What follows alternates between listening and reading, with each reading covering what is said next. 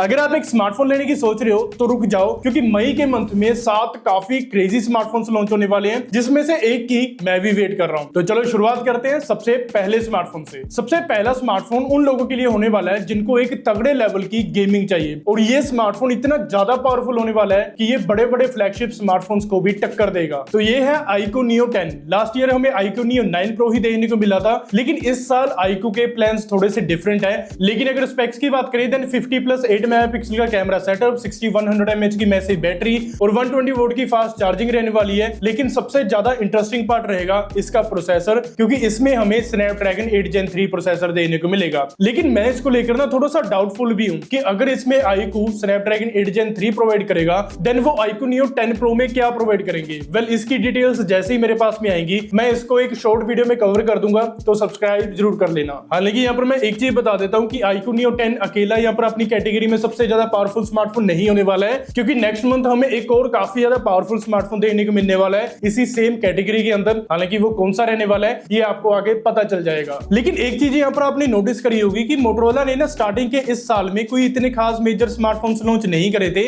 लेकिन अभी एक महीने से इन्होंने एकदम से रेस पकड़ ली है और हमें मोटोरोला के 2 स्मार्टफोन्स देखने को मिल चुके हैं, जो कि है मोटोरोला Edge 60 फ्यूजन और मोटोरोला Edge 60 स्टाइलस। और इस कैटेगरी में एक और स्मार्टफोन ऐड होने वाला है जो कि रहेगा मोटोरोला का Edge 60 Pro। हालांकि सबसे पहले प्राइसिंग की ही बात कर लेते हैं, तो ये जो स्मार्टफोन है ये 30 से 32 हजार रुपए वाली रेंज को यहाँ पर केटर करने वाला है। लेकिन अगर बात करें इसके स्पेक्स के बारे में देन स्पेक्स काफी ज्यादा इंप्रेसिव रहने वाले हैं। तो यहाँ पर हमें बड़ी डिस्प्ले, 120 हर्ट्ज का रिफ्रेश रेट, 50+10 मेगापिक्सल का कैमरा सेटअप और फ्रंट में 50 मेगापिक्सल का सेल्फी कैमरा और 6000 mAh की मैसिव बैटरी देखने को मिलेगी। लेकिन यहाँ पर एक प्रॉब्लम भी है कि लास्ट ईयर काफी यूजर्स ने यहाँ पर रिपोर्ट करा था कि मोटोरोला के Edge 50 Pro में काफी सारे बग्स थे और इवन कैमरा UI में भी काफी सारी दिक्कतें आ रही थी। लेकिन अभी ये देखने लायक रहेगा कि मोटोरोला ने ये इश्यूज को फिक्स कर दिया है या फिर सेम हमें देखने को मिलेंगे। हालांकि ये तो कुछ भी नहीं है, क्योंकि OnePlus का एक काफी नेक्स्ट लेवल का स्मार्टफोन लॉन्च होने वाला है। हालांकि उससे पहले OnePlus का एक और स्मार्टफोन आ रहा है जो कि है OnePlus Nord CE 5। लेकिन अगर देखा जाए देन जो लास्ट ईयर वाला Nord CE 4 था ना वो काफी ज्यादा अंडररेटेड स्मार्टफोन था, क्योंकि उसमें जो स्पेक्स वगैरह थे ना वो काफी डिसेंट लेवल के देखने को मिले थे। लेकिन इस बार जो Nord CE 5 है ये भी काफी प्रॉमिसिंग फीचर्स के साथ में आने वाला है। तो यहाँ पर बात करें इसके स्पेक्स के बारे में देन यहाँ पर हमें 7100 mAh की मैसिव बैटरी देखने को मिल सकती है, 50+8 मेगापिक्सल का डिसेंट कैमरा सेटअप और Dimensity 8350 यहाँ पर प्रोसेसर देखने को मिल सकता है। लेकिन बात करें प्राइसिंग की देन अगेन इसकी जो प्राइसिंग है वो 25 to 27,000 रुपीज के अराउंड हो सकती है। बट ये स्मार्टफोन तो हर किसी ने एक्सपेक्ट करे ही था,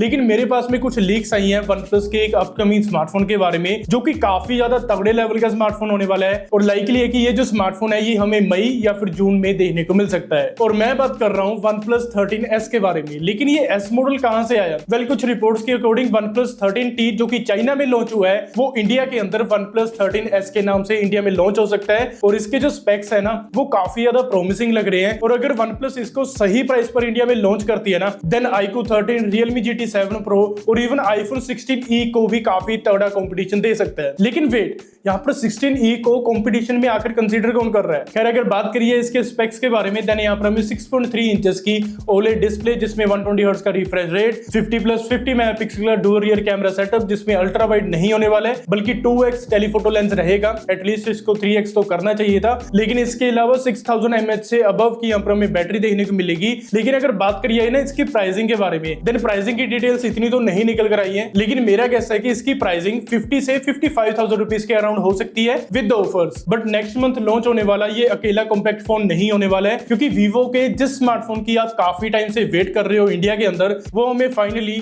मई या फिर जून के महीने में देखने को मिल सकता है। और मैं बात कर रहा हूँ Vivo X200 FE के बारे में। अभी अगर बात करिए इसके स्पेक्स के बारे में देन स्पेक्स इतने सारे यहाँ पर कंफर्म नहीं है, बट जितने भी स्पेक्स मुझे पता है वो मैं आपको डिस्प्ले पर शो कर दूंगा। लेकिन एक चीज आप लोग यहाँ पर नोटिस करना कि यहाँ पर हमें Dimensity 9400 प्लस या फिर 9400E प्रोसेसर देखने को मिलेगा। अभी ये दोनों सेम ही प्रोसेसर रहने वाले हैं, लेकिन अभी नाम कंफर्म नहीं हुआ है कि कंपनी क्या रखेगी। और अभी अगर Vivo इसको इंडिया में सही प्राइस पर लॉन्च कर देती है ना देन ये लिटरली काफी तगड़ी डील हो सकता है। बट जैसे मैंने आपको स्टार्टिंग में बताया था कि iQOO Neo 10 अकेला यहाँ पर स्मार्टफोन नहीं होने वाला है जो कि अपनी कैटेगरी में सबसे ज्यादा पावरफुल होगा, क्योंकि वही सेम कैटेगरी में हमें पोको का भी एक स्मार्टफोन देखने को मिलने वाला है जो कि है पोको F7। हालांकि रूमर्स हैं कि यहाँ पर हमें पोको F7 Pro भी देखने को मिलेगा, लेकिन शायद से उसका जो लॉन्च है वो पोको F7 के बाद में होगा जब iQOO Neo 10 Pro लॉन्च होगा। तो पोको F7 में हमें कई सारी इंटरेस्टिंग स्पेक्स देखने को मिलने वाले हैं, लेकिन ऑफ कोर्स इसका सबसे ज्यादा हाईलाइटेड पॉइंट जो है वो इसका प्रोसेसर रहेगा, जो कि है Qualcomm Snapdragon 8s Gen 4। हाँ, इस बार हमें 8s Gen 4 ही देने को मिलेगा, 8s Elite नहीं रहने वाला है, क्योंकि Elite सीरीज में Orion कोर्स यूज होंगे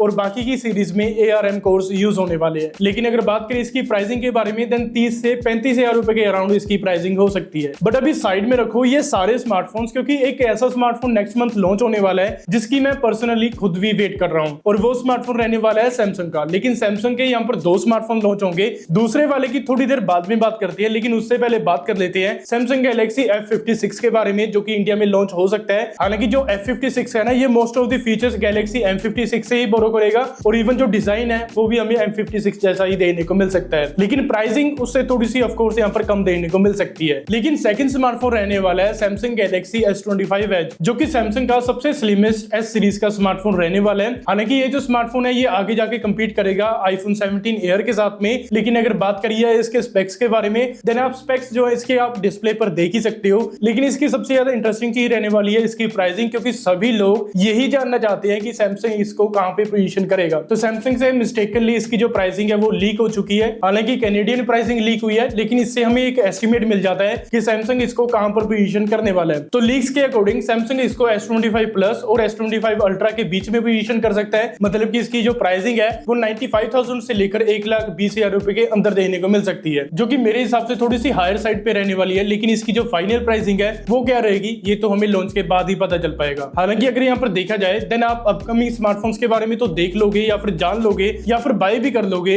लेकिन जब इनको रिपेयर करवाने की बात आएगी ना, देन आपकी जो पॉकेट है वो टोटली खाली हो जाएगी। इसीलिए रिपेयर कॉस्ट कंपैरिजन पर मैंने एक डिटेल्ड वीडियो बनाई थी, जो कि आप यहाँ पे क्लिक करके देख सकते हैं।